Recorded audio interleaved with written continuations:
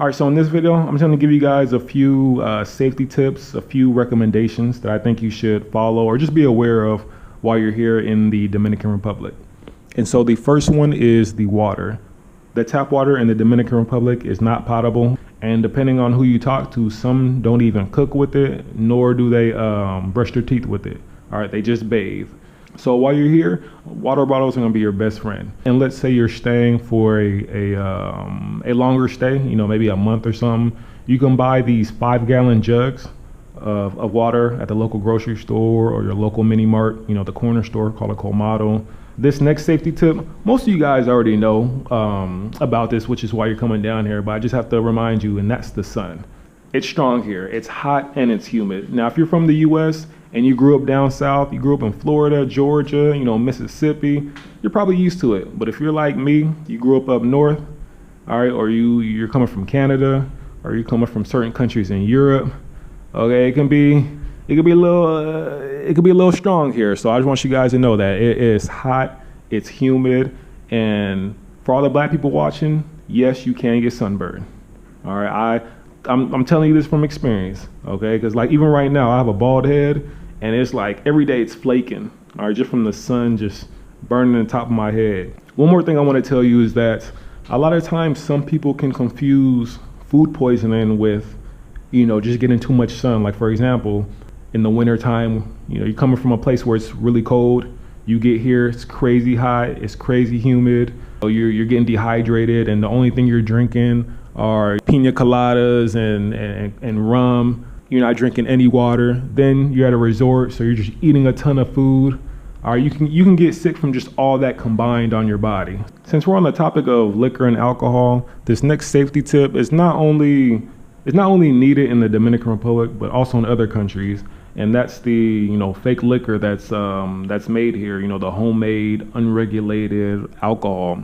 And from what I told, it's mainly popular in the lower income areas. If you go to like some of the just some of the countryside and maybe some of the poor areas. So you just gotta be careful with that. And I bring it up because you have some friendly people here. You may meet somebody who wants to invite you to their family, visit their family in a different part of town, and then one of the family members may say, hey, here's some homemade Dominican liquor, all right? And so you got to be careful with that. I'll just let them know, hey, I'm on medication, I can't drink right now, or I only drink beer. So if you plan to buy alcohol here, I would recommend getting it from a reputable place, get it from a grocery store or a liquor store. Try to avoid buying alcohol just on the street from the random guy in the corner. This next tip is a safety tip for those who, if you plan on just being on the road or on a sidewalk, I want to let you know that people here, man, they drive crazy.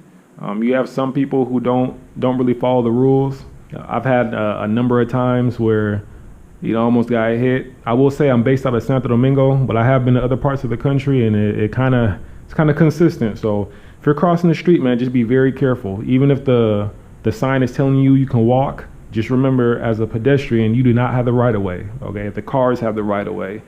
And also, if you plan on renting a car, again, it may be better in other areas, but if you plan on driving in the city, moving right along, we have cash. Now, some people use money exchanges. I use ATMs. I think they give the best rate. They do charge a flat fee, so whether you're taking out $20 or $200, they're gonna charge you the same amount. So the best way is to try to withdraw as much as you can. But with that being said, if you plan on using ATMs or go to exchange money, and try to plan it so that you go home afterwards. For example, in the mornings, that's when I usually go grocery shopping. So I'll go to the ATM then, grab my groceries, and then head home. Or if I have something to do during the day, I'll go do what I need to do. And then on the way back going home, I'll go to the ATM.